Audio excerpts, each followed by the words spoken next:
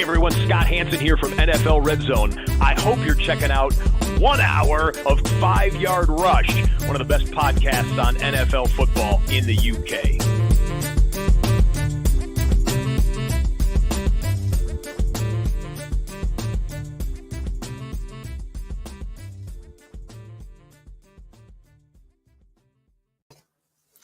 Hello, Rush Nation, and welcome to the 5 Yard Dynasty podcast.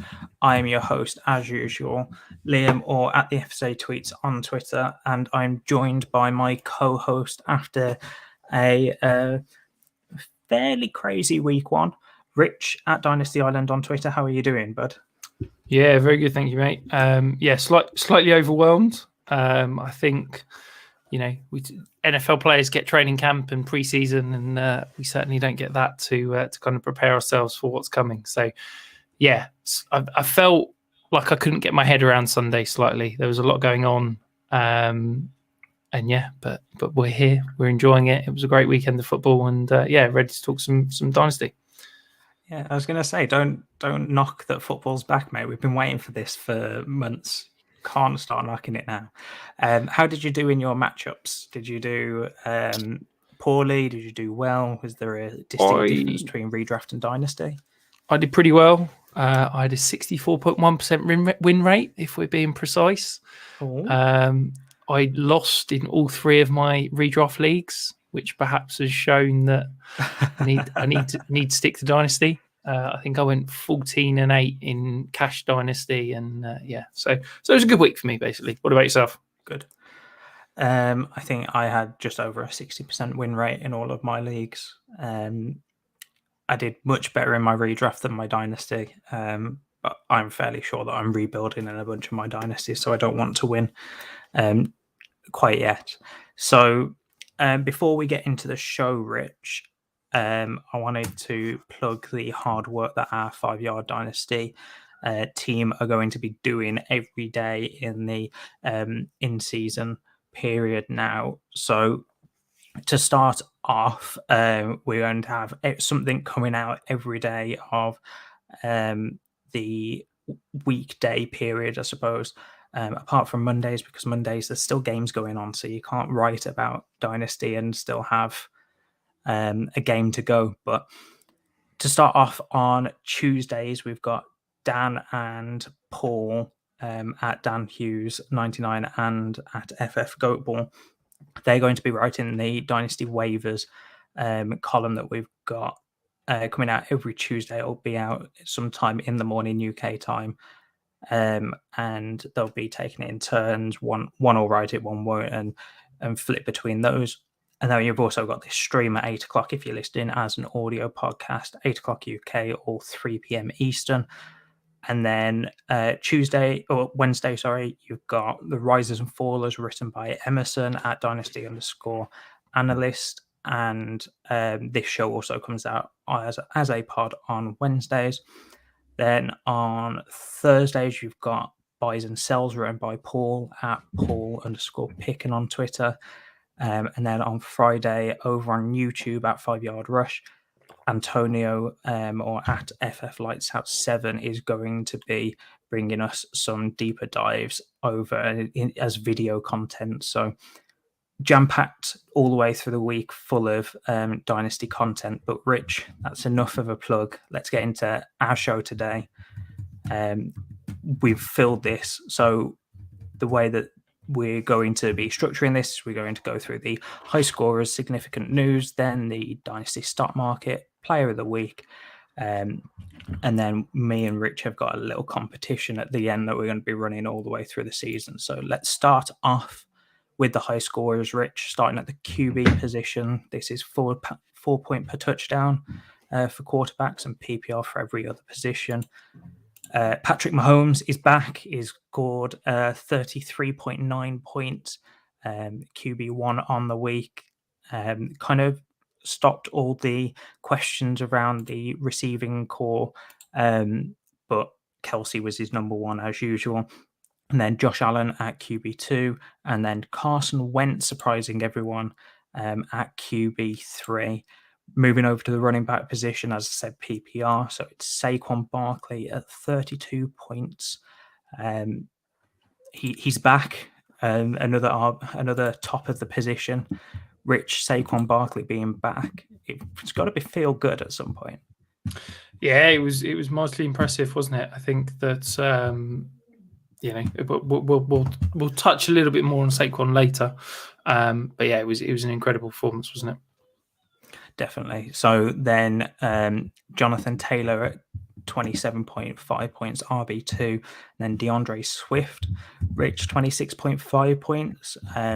He's kind of shown there that obviously don't put too much stock into week one, but he's shown there that he was rightfully the RB3 in Dynasty after a lot of question marks over who to put in that RB3 spot. Yeah, he was, this is what we'd all hoped from DeAndre Swift all along, isn't it? I think the other thing you've got to remember is that Jamal Williams obviously vultured 2 touchdowns, and DeAndre Swift putting up this sort of fancy performance whilst only seeing 3 targets, I think hints at potentially what could be from him moving forward. And then moving over to the wide receiver position, Justin Jefferson tore up my Green Bay Packers. We didn't seem to want to cover him whatsoever, so he scored nearly 40 points in PPR. And then Cooper Kupp proving all the doubters wrong, saying that he was not going to do what he did last season with a 32 point nearly performance. And then Devontae Adams with his college quarterback Derek Carr put up 30 points as wide receiver 3. Tight ends, we've got Travis Kelce, as I touched on, Patrick Mahomes' favorite weapon over in Kansas City as tight end 1. And then OJ Howard at tight end 2, scoring 17.8 points, Rich. That was a 2-touchdown game, wasn't it? Yeah, I've as a long time OJ Howard believer, it was lovely to see. But I think if I can be honest, I think it's probably nothing to get your hopes up on. It was his only 2 targets on the game. It was the same route run both times, just flipped to the other side of the field. And to be honest, the ball could have easily gone to Brevin Jordan, who was open both times as well. So nice to see him produce, but only ran 6 routes on the game, of which scored 2 touchdowns. So I'm not getting any hopes up in terms of whether this is the OJ Howard that we all dreamed of seeing. And then as the tight end 3 on the week, it was Taysom Hill. And yes, I said tight end, not quarterback. He has officially moved to tight end. So that ends that debate. Moving on to the significant news, Rich.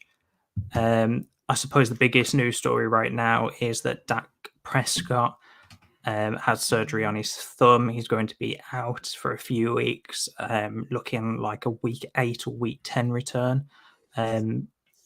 Have you got anything to add to this? Because this is quite a significant injury for one of the top elite quarterbacks that we were drafting in the offseason. Yeah, it's massive news, isn't it? I think it's big for him. Obviously, we're going to be missing him for a few weeks, but it's big for that whole passing attack. It looks pretty poor with Dak Prescott at the helm, but I've got a big lack of confidence now in someone like CeeDee Lamb, Dalton Schultz. I'm not sure we're going to see anything particularly superstar-like from Cooper Rush. I know there's been a lot of talk about whether they're going to go and trade for Jimmy G or something like that.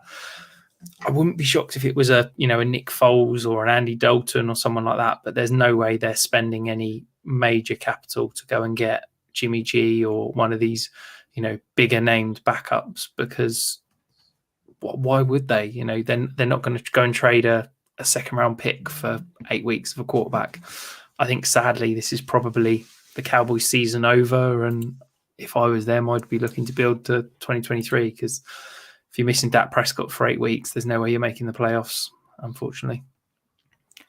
Moving on, then you've got Zach Wilson out to week 4. Earliest this news came out just before week 1.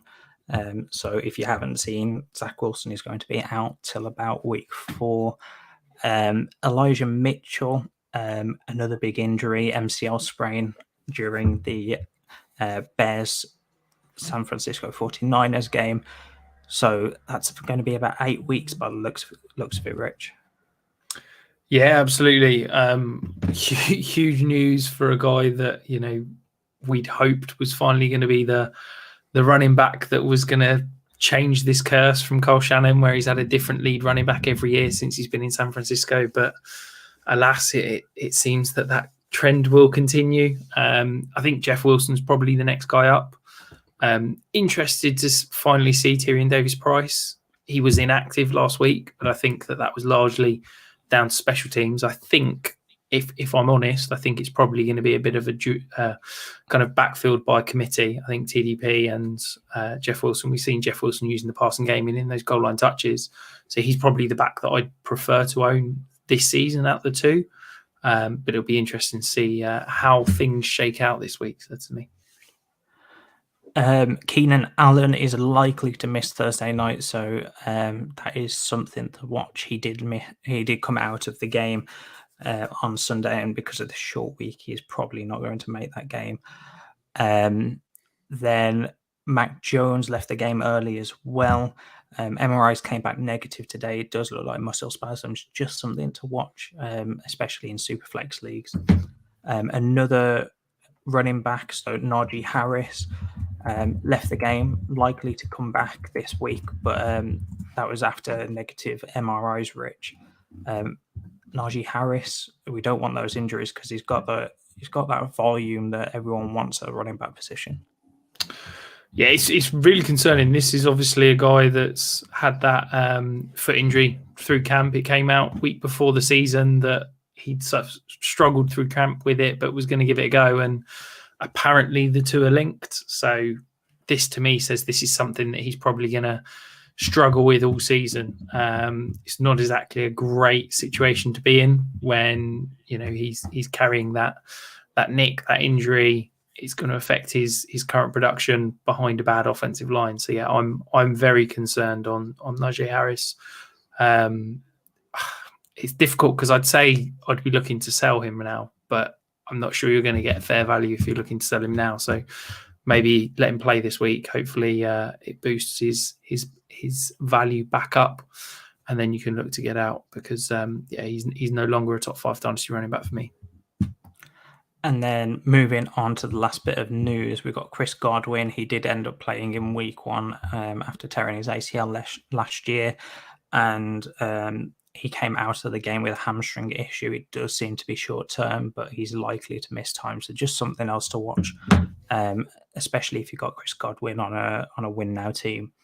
But Rich, let's move over to the Dynasty stock market, mate. We've got the risers and we've got the fallers. As usual, we'll start with the risers. So let's start with Saquon Barkley, who we mentioned, RB1 on the week, currently RB1 on the season. You have put a note in here that he's probably going to take some people by surprise. So I'll just leave this one all to you, mate. Yeah, look, I'm all back in on Saquon. I'll be honest, I love the guy. I think he's incredible. I think that I wrote a couple of articles in the summer that basically my two concerns were injuries and whether he was going to get a decent target share. And we've seen now through 1 week that he is the Saquon of old. He's got that burst. He's got that elite athleticism that he had coming out that made him the RB1 in that rookie season. And he had an incredible target share. He had a 33.3% target share, which is mind-blowing. That's a good week for most wide receivers. So, yeah, I think that I talked about Saquon being that huge risk-reward potential guy that could be the overall RB1 or could fall out and offer nothing for you. But I'm fully backing on Saquon. He's up as my Dynasty RB3 now. I'd take him over CMC in Dynasty. I'd take him over Najee Harris. I'd take him over Austin Eckler and all the rest. I really think that he's now playing for his NFL future. He's in that contract year. I think we see a big year from him. And I think whether it be the Giants or somebody is going to pay him decent money in free agency, because if he is fully fit, he has shown that he's incredible, and finally getting back to a decent target share, despite the fact that Daniel Jones was the quarterback. It's, he's the one guy that can take it to the house anywhere on the field at any one time. So yeah, I'm all back in on the Saquon Barkley hype train.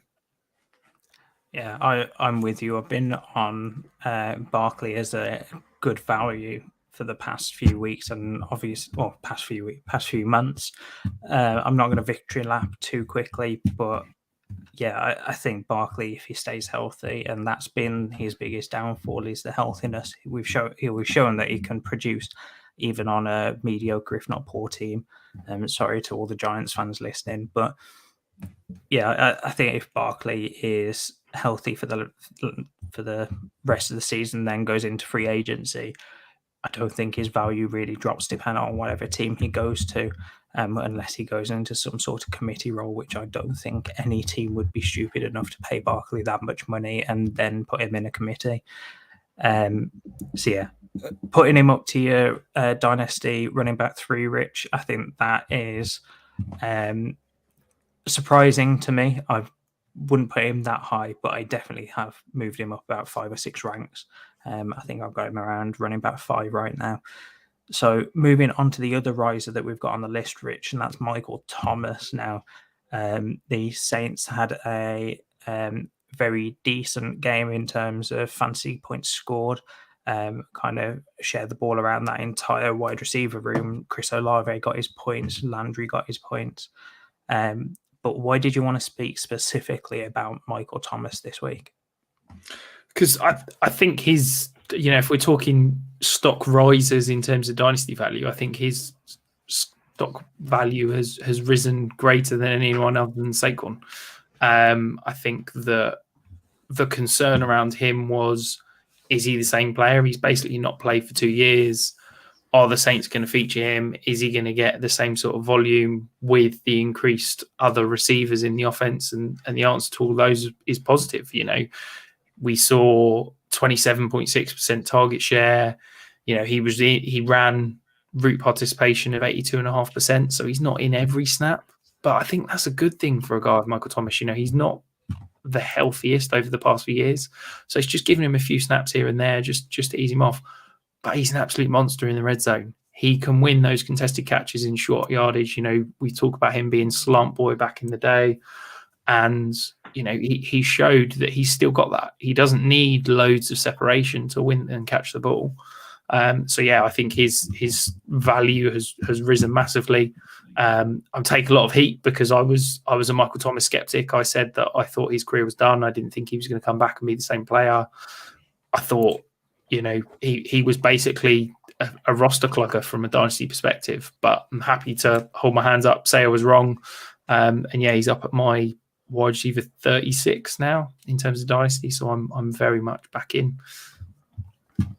So if he has another good week, Rich, what are you doing with him then? Because if he has another good week, I think that value is going to keep rising. No, I do you think that's going to be like a peak, or do you think you can just hold on to him safely there? Yeah, I don't think he'd get much higher than 36, even if he goes on and has an overall wide receiver top 12 season this year. I think he'd still settle in around that sort of mid 30s. He'd probably go up a few spots, but I'm expecting him now to be a top 18 receiver for the rest of this season. So that's where I'm placing his dynasty value as wide receiver 36 because of his age, because of the contract situation, the fact that the Saints could potentially move on from him after this season, if not after next season. He doesn't have that huge long-term value. So even if, as I said, I'm expecting him to go on and be a top 18 receiver rest of season, absolutely. So looking at the fallers, Rich, we've got Cam Akers from the very first game that was played in this season, the Rams versus the Bills. Now, Akers had an absolutely shocker of a game. I have no idea whether it was the Bills' defense playing absolutely out of their mind, because that front was getting pressure constantly with just a normal 4-man rush. But at the same time, Akers has got to live up to the hype, and looking at that game alone, he wasn't. So where do you settle on Cam Akers right now? Because he's obviously lost a bit of stock. But if you think about Akers in the offseason, we've both been saying Henderson is a guy that to look out for and not just discount. and it was shown in that game that they're going to use Henderson. So is Akers at a disadvantage now after that game? I really can't make up my mind on Akers, okay? Because I think the fact that he only saw a 13% opportunity share, he saw 3 carries, he didn't see, I mean, you can kind of count it as a target, but it was a backward pass, so it counted as a carry. But he saw that 1 target / carry.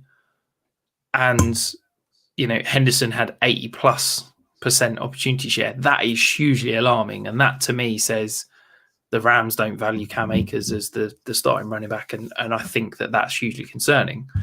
And then, yes, you can look at his 3 carries and say, well, he had 3 carries for 0 yards. He's obviously, trash. But then I looked at the film. So 3 carries, right? So first attempt, linebacker got penetration. There was literally nowhere for Cam Akers to go. He did well to get back to the line of scrimmage. Second attempt, Ben Skowronek missed a block that led to the edge / linebacker completely unblocked. Again, Cam Akers did well to get back to the line of scrimmage. And then his third attempt was a backwards pass from Matt Stafford where he caught the ball 12 yards behind the line of scrimmage. He made the D tackle miss. He then carried 2 ball carriers 3 yards to get back to the line of scrimmage. So I don't know what people were expecting of Cam Akers to do on those 3 touches, because to me, he basically did better than anybody could have expected him to do. So, yeah, I'm hugely concerned at the usage. I'm hugely concerned that the Rams have basically said through week 1, Henderson's our back and Cam Akers is the 2, potentially the 3, because Kyron Williams got injured and it was only that led to Cam Akers seeing the field. But when he did get the opportunity, it wasn't really his fault. So I'm lower on Akers as a result of Thursday Night Football, but there is a little bit of hope that I think you could potentially hang on to if you're potentially an Akers stan as such. So have you done your Dynasty ranks right now, and where does he fall? And if not, I'll just move straight on to the next player. Yeah, so he's my Dynasty ranks are always up to date. So he is running back 30 for me. So I've got him 1 spot ahead of, well, he's in the same tier as Elijah Mitchell, and then behind him is James Robinson, Tony Pollard, and Darrell Henderson. So I'd still rather Akers over Henderson, but it's essentially a knife's edge. There is very little to separate them. Moving over to the Jacksonville Jaguars, we're going to be talking about the committee running back room that's happening over there as well. So James Robinson was the back to own this week. Now, everyone thought Etienne was going to be basically the back to own, the better back, but James Robinson proved that he is the back, or at least he was the back for this week. Now, Rich, where do you come down on Etienne? Because obviously there were high hopes coming into the season, being paired with his college quarterback after missing his rookie year. But he had that 1 fumble, and he had a good yards per carry total. He had 4 carries for 47 yards. But I think that usage is what is getting people to come off Etienne a bit. Where do you fall on Etienne right now? I'm seriously concerned. If Travis Etienne can't beat out an undrafted running back coming off an Achilles tear that wasn't expected to make it back for the majority of the season, let alone the start of the season, I'm really concerned. I think it says a lot of the Jags that Robinson did get the majority of the usage. I think, yes, Etienne, no doubt, was impressive in the few touches he had. He did get that 10% target share. As you said, he did have, was it 11.8 yards per carry? I think it's worth pointing out over that 11. Yeah, yards per carry is more of an offensive line stat, shall we say, than perhaps a running back stat. I'd be intrigued to. I've not got around to watching this game yet, so I'm intrigued to actually watch that and see what the breakdown was, whether it was a case of him basically running free and being allowed to have that space to get those yards carry, or whether it was that he created the space. So yeah, I'm very intrigued to see that. But it's hard not to knock him. You know, we were hoping that he was going to beat out James Robinson. Etienne was going to be a potential stud moving forward, and you know, he's not. As I said, this is an undrafted running back. Yes, James Robinson had an incredible rookie year, but he's coming off an Achilles tear. You know, we've seen with Cam Akers, we've seen with Marlon Mack, we've seen time and time again what the Achilles tear does to a running back. And James Robinson's made it back incredibly fast, and Travis Etienne can't beat him out. So I'm seriously concerned about Etienne, which is a shame because I had really, really high hopes for him this year. So, Rich, moving on to the player of the week, would you like to introduce who you've got as your player of the week? So for those listening that don't know this segment, what we're going to be doing is picking one player that we just want to talk about that we thought had a great game or really disappointed the Dynasty community. So both me and Rich this week have picked someone that we thought had a good week, but probably looking forward. But yeah, Rich, who have you got as your player of the week? Yeah, so my player of the week is Gerald Everett. I think I've gone a little bit cheaper. I thought I'd try and help people out, and you know, we're talking about cheap buys and players maybe in redraft you can go and get off the waiver wire. Sorry, I think Gerald Everett is there. I think I'm expecting something special, something impressive from him for the rest of the year. We all want pieces of high-powered offenses. We all want those elite options.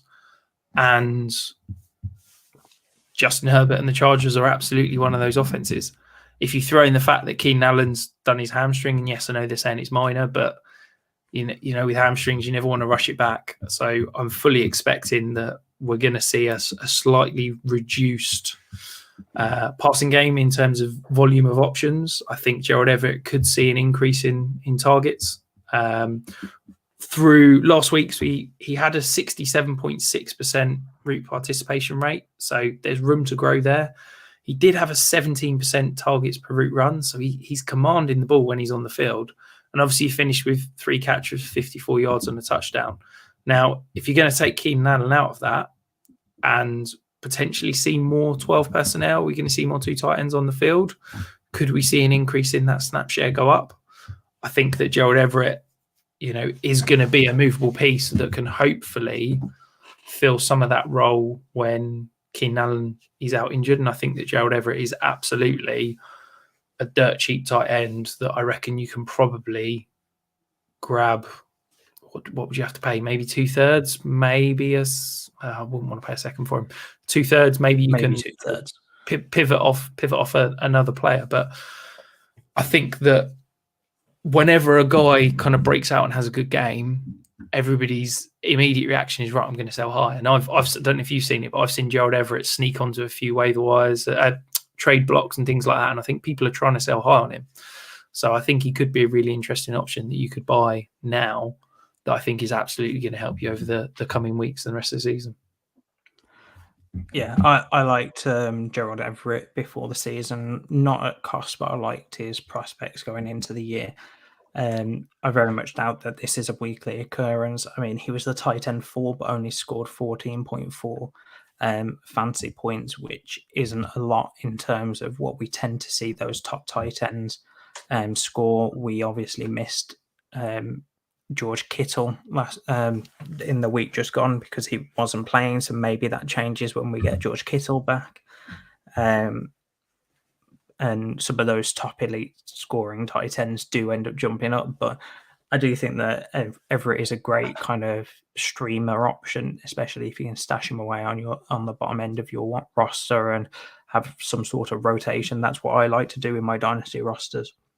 If I can't get a top tight end, and if for whatever reason you've got guys like Robert Tonyan, who is someone that I've had a lot of, Evan Engram, guys like that, Gerald Everett is right there for me with those type of guys, especially with this Keenan Allen injury. He's looking like he's a good streamable tight end option if you don't have that top elite option there. moving on to my player of the week, Rich. I've chosen Robbie Anderson, and this is more because he kind of shocked everyone last season. He didn't really do anything for the entire season. There was a lot of issues over in Carolina the year before. He wasn't horrendous, but it wasn't too bad. And he's kind of been forgotten about. He must have been one of your, say, roster cloggers, Rich, where you have him on your roster. He's probably a little bit too valuable to drop, but you also probably aren't getting anything in a trade. The thing that surprised me was he obviously had 100% snap share, which is not crazy, but it's a good sign to see him on the field for every offensive snap. And he was a wide receiver 10 on the week, so he had 5 receptions and 8 targets for 102 yards and a touchdown. I mean, the thing that I wanted to ask you, Rich, about Robbie Anderson is what do you kind of project for him going forward? Because DJ Moore obviously didn't score the same amount of points fantasy-wise, and is in Dynasty the more valued wide receiver. But is Robbie Anderson going to be a guy that Baker Mayfield looks for a lot more? And does he become that trusted number one, or is it going to be more like a 1A, 1B situation with those wide receivers? How do you see that going down? I still think that DJ Moore's the guy to own in this offense. I think there's no way that Robbie Anderson is competing with DJ Moore. I don't think it's ever going to be a 1A, 1B. I think that, look, Baker Mayfield, he doesn't have the strongest arm. You know, he has to put an awful lot of effort into kind of those tight windows throws. But he does have, it sounds ridiculous, he doesn't have the strongest arm, but he does have the ability to throw the ball a long way. And I think that is a big difference between him and Sam Darnold, is that Sam Darnold's deep ball, quite frankly, since he's come out of college, has never really developed, whereas Baker's got the ability to hit Robbie Anderson deep. And I think that we're going to see that more. And I think that we're going to see, you know, almost Robbie Anderson probably end up being like a boom bust wide receiver 3, wide receiver 4, where he's going to have some weeks like this where he gets, you know, a 32% target share on Sunday. He's going to get 2 or 3 deep balls. It's going to look really good. And then there's going to be weeks where he has 3 or 4 targets. He doesn't catch a deep ball and he ends up not putting up any points. And he's going to be very much boom bust. I think the interesting thing for me for Robbie Anderson is that they seem to have narrowed down his role a bit. Over the last couple of years, he's been a kind of 30 to 40% guy running routes out the slot. On Sunday, he ran 1 route out the slot and was almost exclusively used out wide. So I think that is certainly something I'm going to be watching over the coming weeks, of where they're going to say, right, this is your role. You are now just the deep threat. We're going to narrow down your route tree.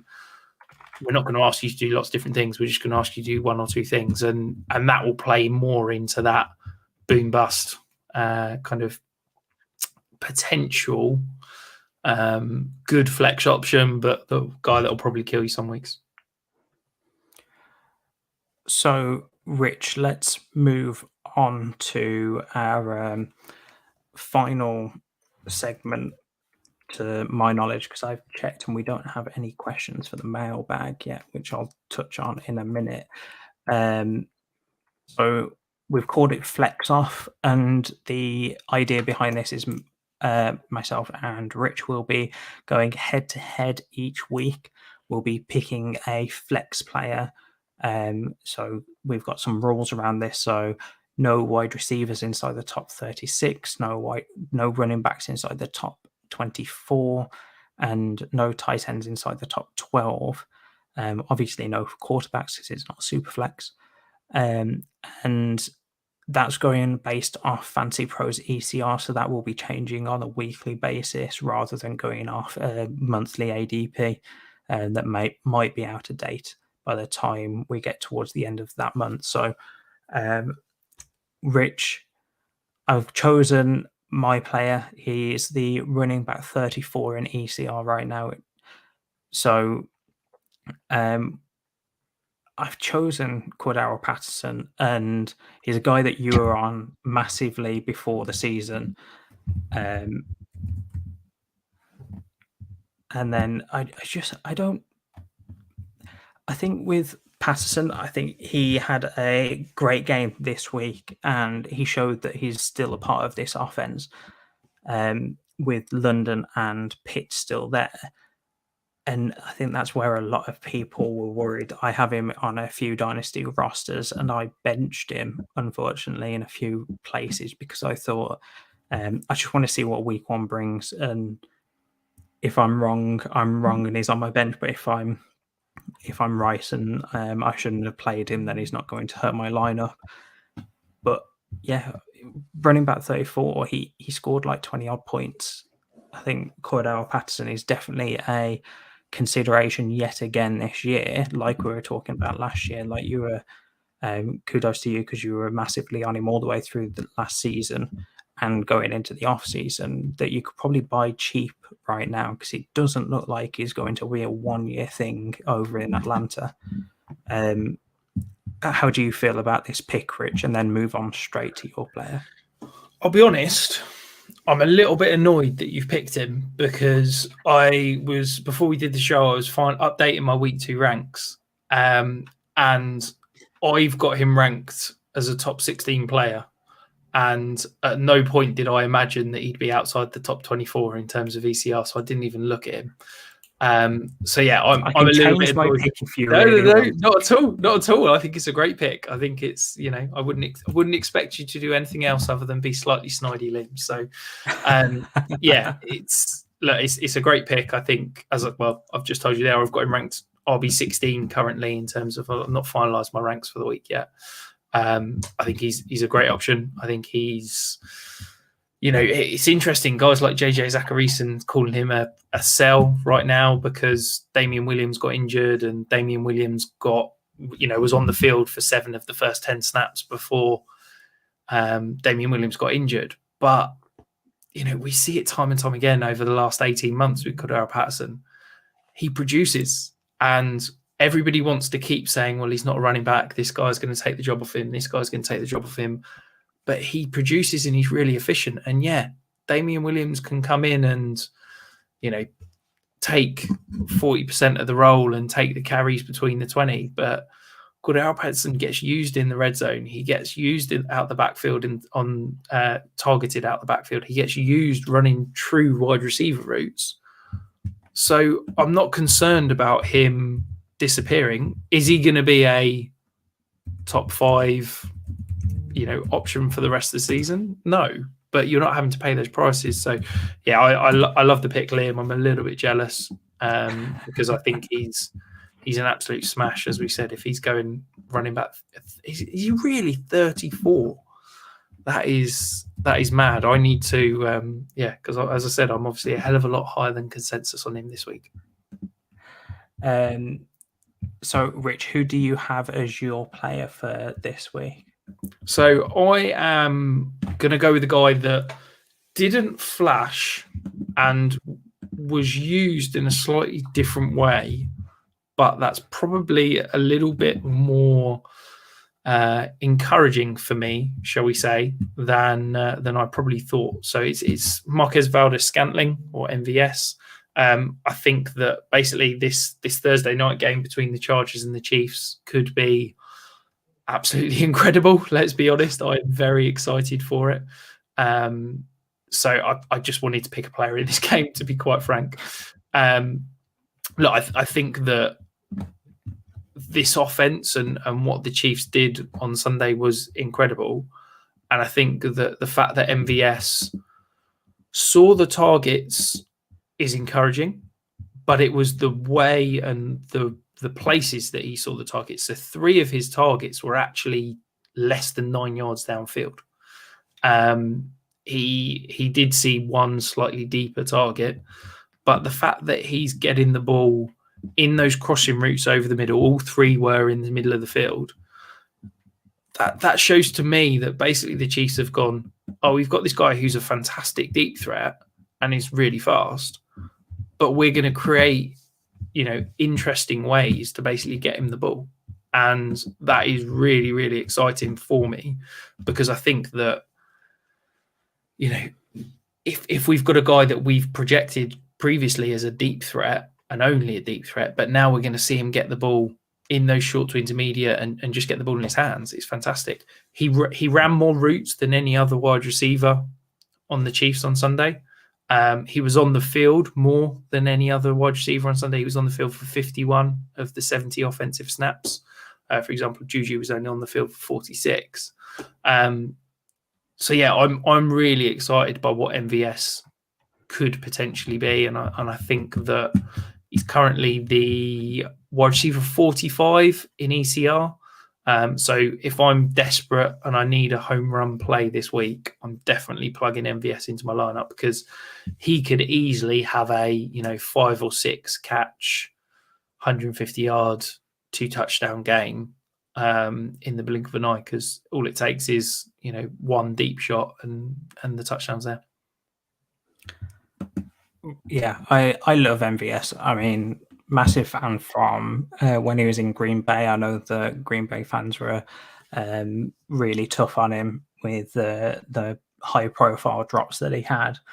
But yeah, if he's used in a much better way than he was in Green Bay and started to be used as at the end of his career in Green Bay, I think that especially with Patrick Mahomes, he's obviously not had a downgrade at quarterback from moving teams. So I think, yeah, if he's used in a much more wider role than just a deep threat, then he's definitely a guy to consider in your flex spots. Rich, I've got some breaking news that I'm going to have to change my pick already. I've already messed this up week 1. I was looking at the wrong tab on Fantasy Pros, and Cordero Patterson is the running back 23 this week, not the 34. There we go. So, I was gobsmacked. That he was running back 34. I was thinking, geez. So that makes me feel better that I'm not quite so high above consensus. I thought it was pretty low too, but I'm going to change my pick, and it's going to be a little bit different. I'm going to go with Drake London, wide receiver 37 on the week, and I am looking at the right tab this time. I mean, it's going against the Rams, so it's a very tough matchup. It could be against Jalen Ramsey for the majority of that game, but Drake London, I think he's going to have some sort of breakout game. And when he does, I think that's going to be big. If it's this week, then yeah, I think Drake London is going to just pop off basically. And he's already shown that he's a big part of that offense. I mean, he had 7 targets in the past week. So if that offense starts clicking, I mean, they took the Saints for a run of their money this week, which I don't think anyone really predicted. So if Drake London does start settling a bit quicker than a lot of people are expecting, then I think Drake London's a good pick here. Anything to add on that? No, I really like that pick. I think that it's weird because I think I've been on this pod saying that I think Drake London's going to get used out of the slot and they'll use Cole Pitts outside and kind of interchange the two.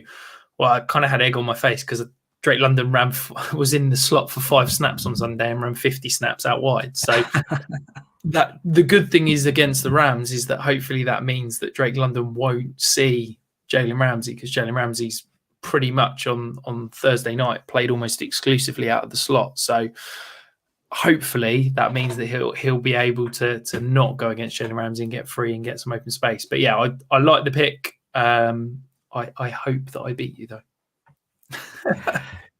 So we don't have any questions this week. I did release the tweet a little bit later than I should have today. So if you look out on Monday, it'll be sometime around midday. I'll be releasing a tweet from at 5 Yard Dynasty on Twitter, asking for your listener questions, and we'll answer them on the pod at the end, right in this segment here. As we don't have any today, Rich, that's all we have on the show. So we're going to sign off today's show, and it's pretty quick show. So let's see if we can keep this quite short for the in-season content. But remember that in-season content from all of the 5 Yard Dynasty creators, and obviously 5 Yard Rush as a whole has a lot more coming out. Redraft, IDP, DFS, all of the all of the guys have got stuff coming out. So until next week, guys, stay safe, and we'll see you then.